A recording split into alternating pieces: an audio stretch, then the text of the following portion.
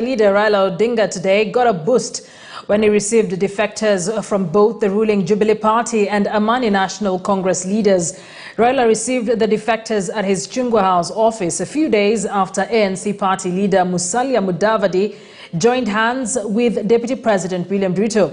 Elsewhere, former Rift Valley Regional Commissioner George Natembeya has joined newly formed Democratic Action Party Kenya DAP K, on whose ticket he will seek to be Trans Nzoia's next governor.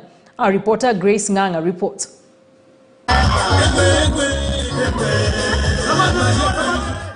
A wave of defections is sweeping over the political landscape less than 7 months to the August elections.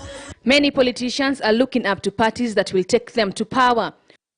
On Thursday, former Prime Minister and ODM leader Raila Odinga got a major boost when 19 ANC, Ford Kenya and UDP MCAs from Kakamega joined ODM.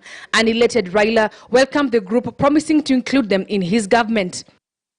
Sisi ni chama ya kitaifa ambayo tumeunda kwa madhumuni ya kuleta mabadiliko kwa taifa letu. Hii ndio kazi ya ODM. Sasa mimi niambiwa ati kuna wanachama wengine wanataka kujiunga na sisi. Hatuwezi kukataza mtu yote kuja kwa ODM. Manake hiyo ni haki ya kila Mkenya. Mradi tu wewe unajua itikadi, sera ya chama chetu cha ODM.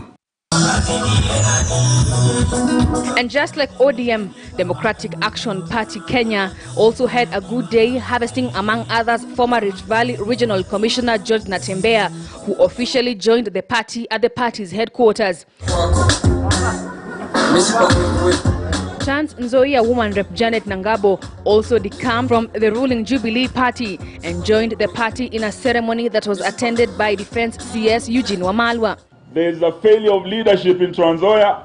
Na Weta Chris na governor wake wa Ford Kenya wameshindwa nini? Kazi.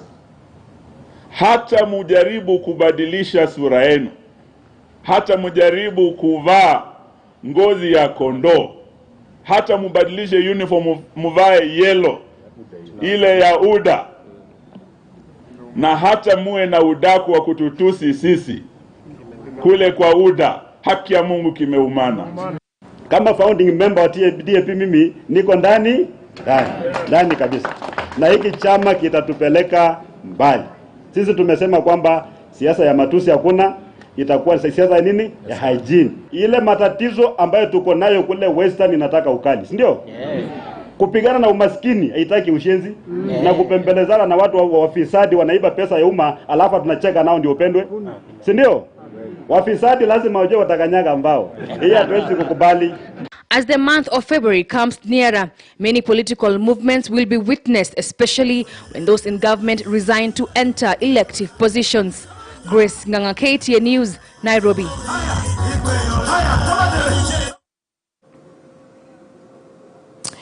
And Deputy President William Ruto today pitched camp in Kiambu County as he seeks to solidify his Mount Kenya support base ahead of the August general election. Although he was not accompanied by his new allies, Amani National Congress leader Musalia